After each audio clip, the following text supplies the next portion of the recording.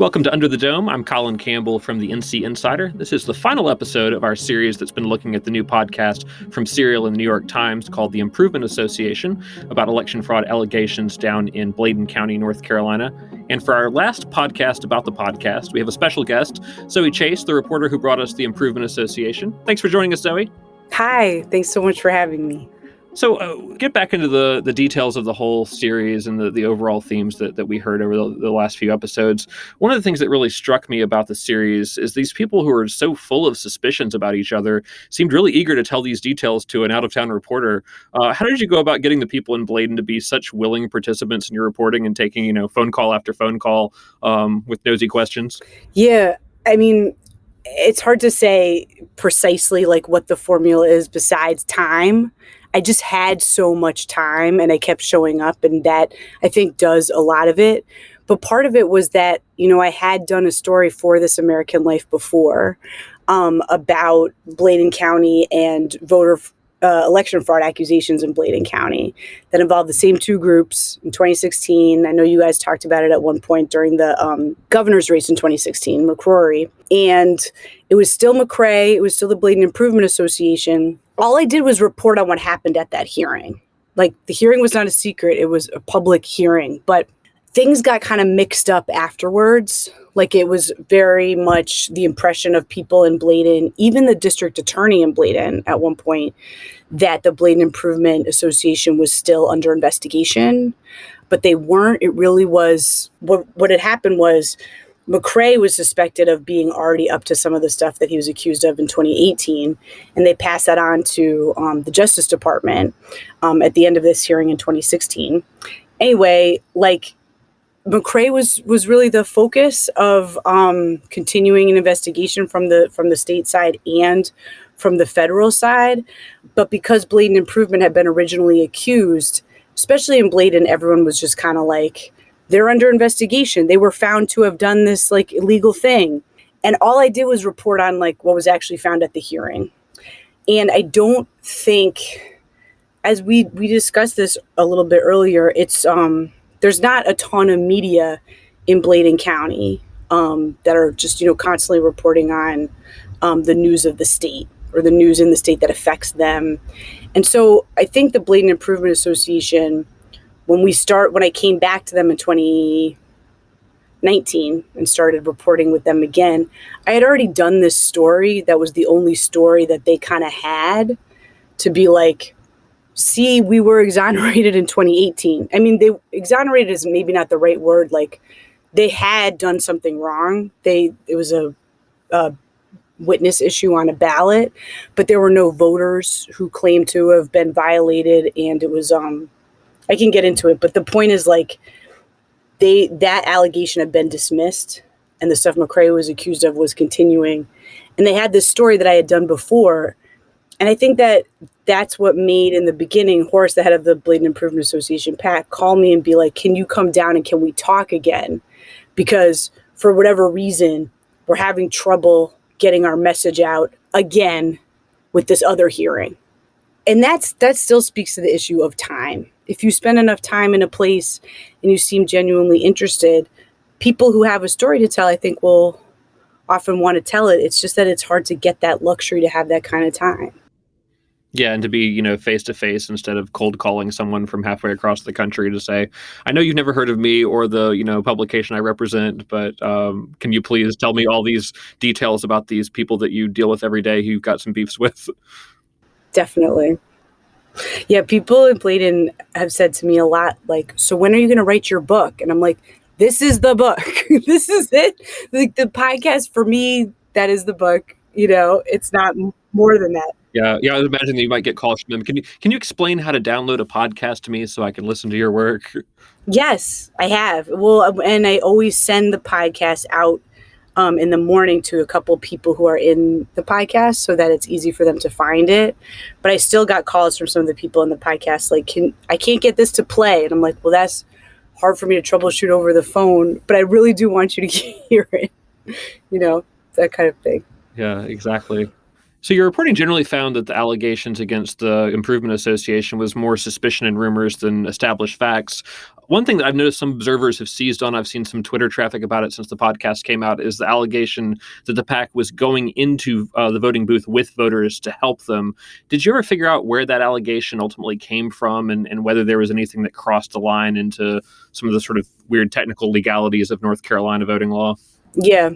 I mean, so voter assistance, I think, is a place where the PAC has pushed it basically a little too far. But the deal is that if a voter comes in and they say they want assistance in North Carolina, they go to the poll judge and they're like, I want assistance. And then the poll judge is supposed to say, okay, do you have these things? And there's a number of things. It's a disability, illiteracy, a couple things like that.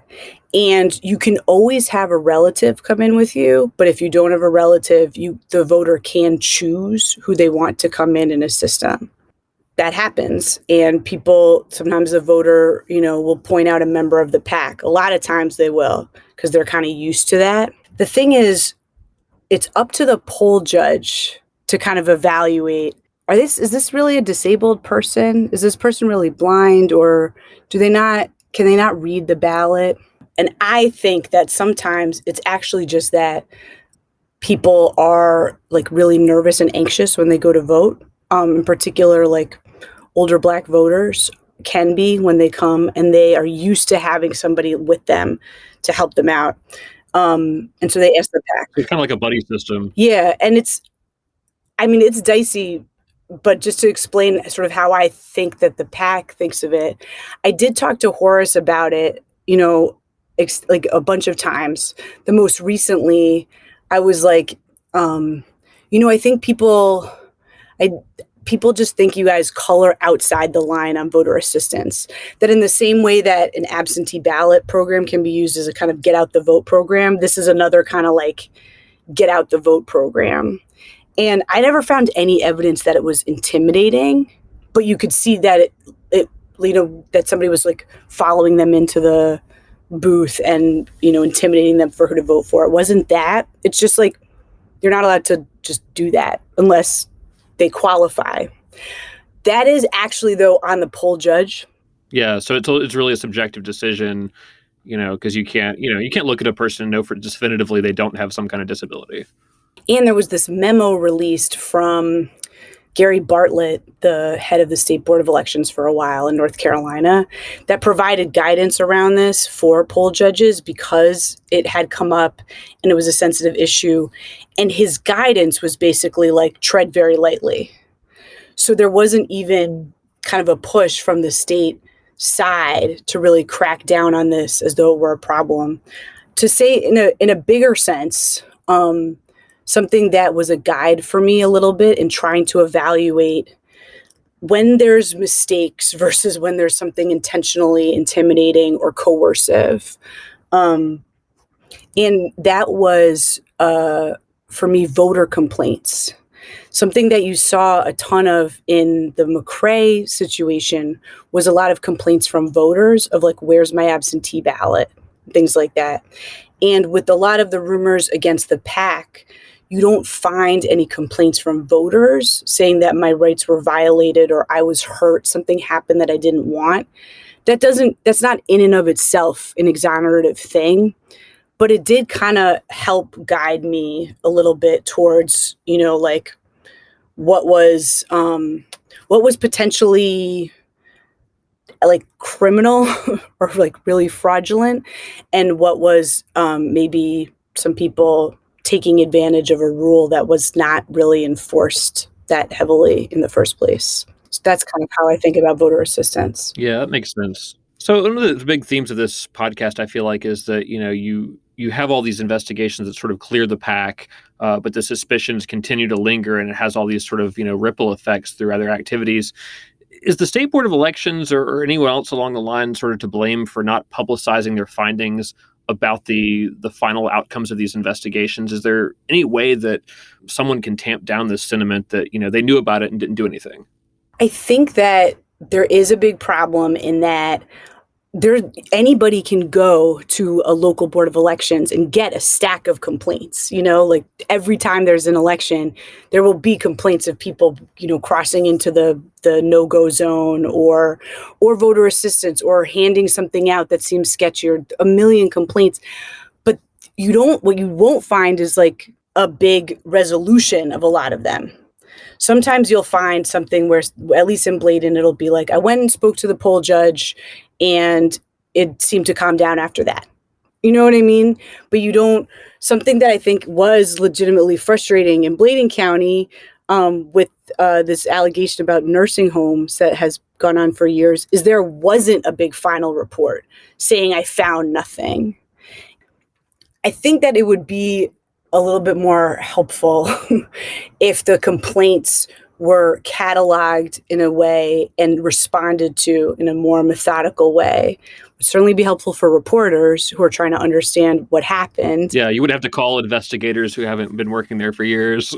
Exactly. So that is one thing. And then with this case, though, in particular, like, there was supposed to be a letter from the state board, from Joan Fleming, clearing the PAC, that was written and just was never sent, and they never got it. But the letter exists. It just actually was never sent. And I think it's because the DA had heard so many complaints that he wanted a second to check into it.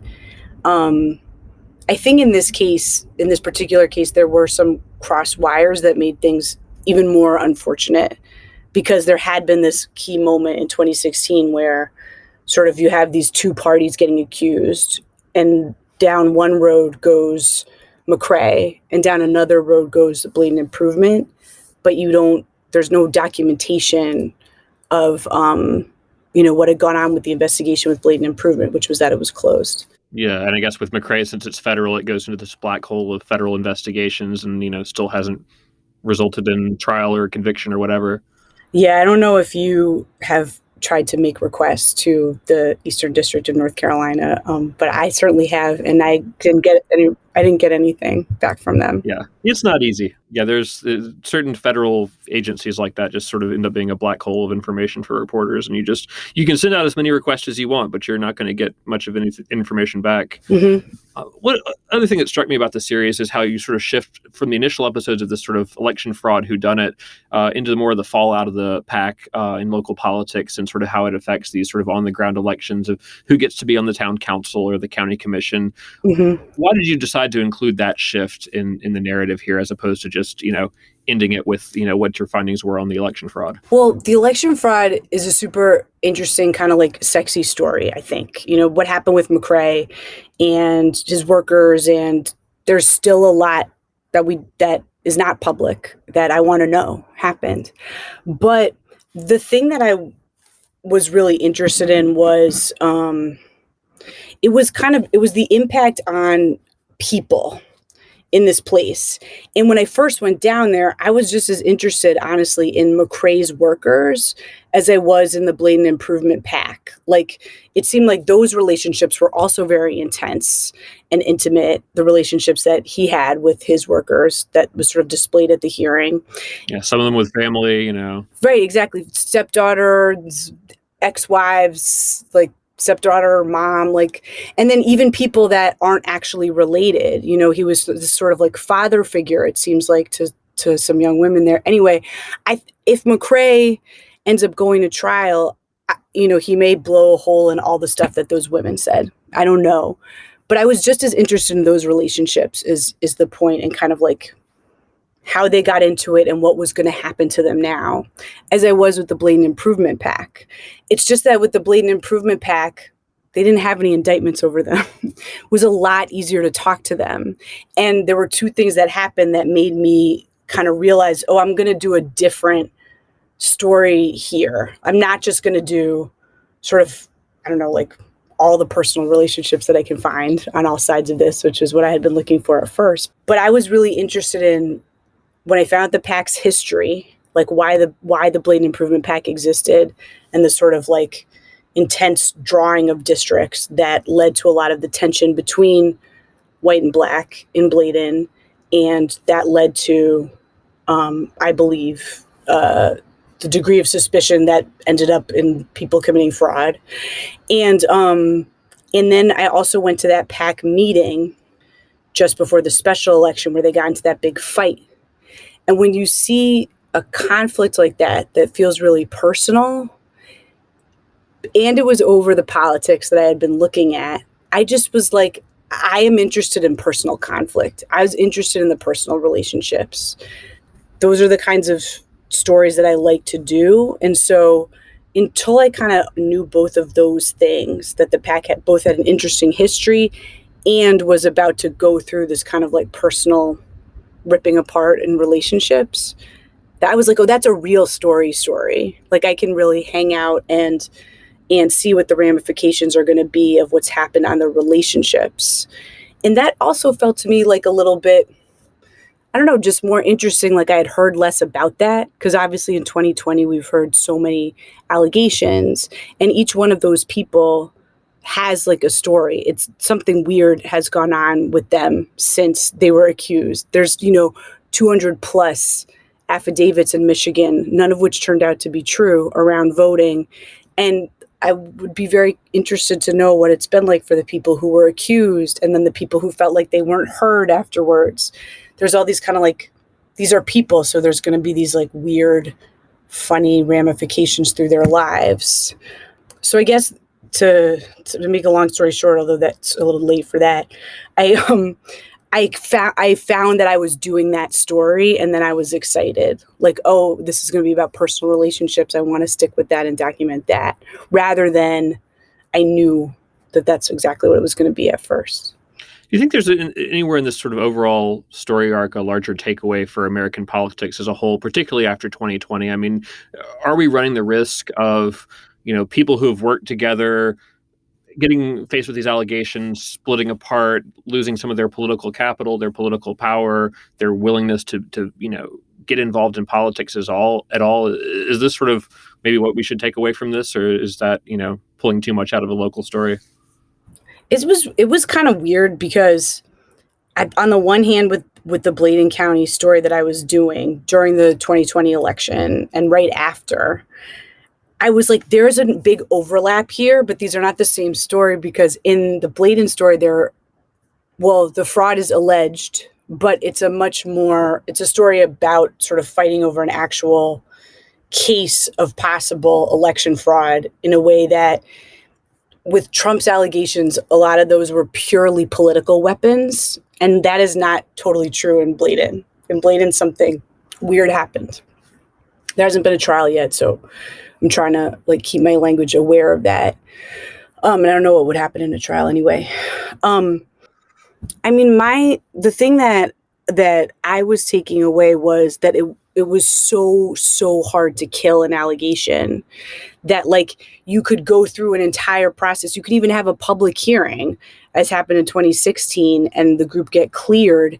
And actually, not only did that hearing sort of add to the suspicion of the PAC, it confirmed for people what they had thought, even though the conclusion was the opposite of them being guilty as charged, So it just was these allegations, they're impossible to kill. You can just you sort of hammering at them and they'll spring right back up. And the evidence for them even becomes the hammer that you're hammering. And it was sobering to think of that because people were trying very desperately in the wake of the 2020 election to disprove allegations in a way that would get ahead of the narrative about election fraud. And they couldn't do it. The Georgia legislature, for example, they there's certain things that they tried to address in that law that were purely part of the political discourse. They were not things that had happened. They were just part of the politics. And that doesn't seem like a good direction to go in, that you're well, some people are suspicious of this, so we're going to crack down on this, but there's actually no there, but that doesn't really matter. I think that's unfortunate. I think that like what can happen out of that is more voter suppression, because you have, like, in these rural places and in North Carolina, like Irving Joyner talked about, there's a lot of these Black Get Out the Vote groups that have been around since Jim Crow or just after, when it was much more difficult for Black people to vote in North Carolina. And a lot of times, like, this stuff that comes up as a way to deal with allegations, it ends up being much more suppressive than having any effect on fraud. But, one thing that we know from McCrae, and one thing that is true, I think, is that, like, absentee ballots you got to watch those. Yeah, there's a lot of room for something there, even if it doesn't happen often. Yeah, that's a place where where the ballot, I think, is most vulnerable.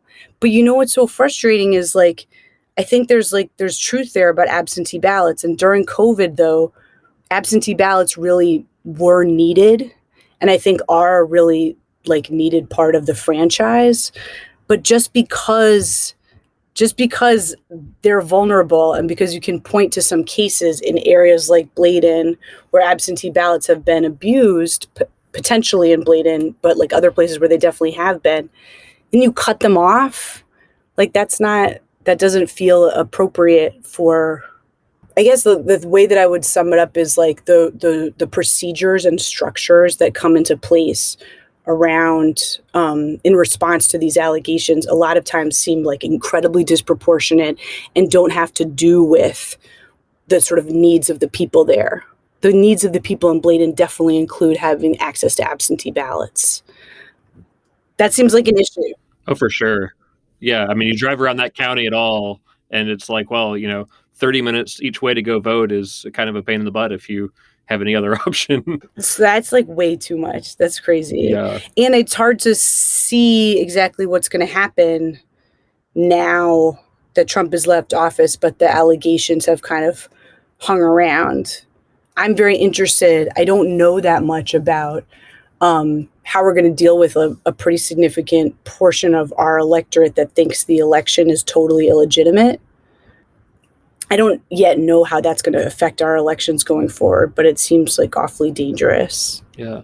So I wanted to close with talking a little about the sort of the surprise ending of the final episode. I think as I was listening to it, I was sort of expecting this was going to be, either Cogdale gets to keep his seat and the PAC's power, continues, or the other Black candidate, Mark Gillespie, wins, and that just completely shoots that. So I really wasn't expecting them both to win at the end, and to essentially increase the share of Black political power on the county commission down in Bladen. You sort of close the episode with all the concerns of what that will mean, and suspicions between Cogdale and Gillespie and their different followers. Have you talked to them at all since the election in November as to how that sort of played out as the political dynamics on the county commission, and whether this has ultimately been a net positive for the Black community down there to have more representation versus the tensions between these two guys? Yeah, it's interesting. I was gonna end with a story about that, about what it's been like on there since, but it's not sort of totally all on the record, so it just felt too risky writing around it. But I guess what I'll say is there have been some surprising overtures, what look like overtures by Mark in some votes.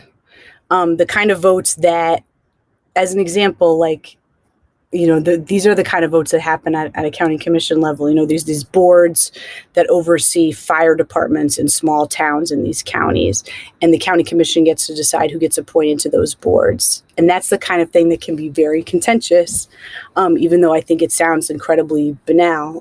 But, it's like everybody knows each other, and they've made promises. They have a favor to return. Yeah, there's a need for representation to, mirror the population. Yes, that, but, like, even more just like, I knew his dad, and his dad said that he wanted his son to be on this board. Like, that was a big concern in this case. And Mark ended up going with the PAC's choice on that. Not just Mark, though. There was another Republican that supported it. So there is that. And not that Mark is a Republican. But there have been a few votes like that I noticed where I was like, like, it seems like Mark really is kind of proving his point that like he is an independent thinker and he's going to go with what he thinks.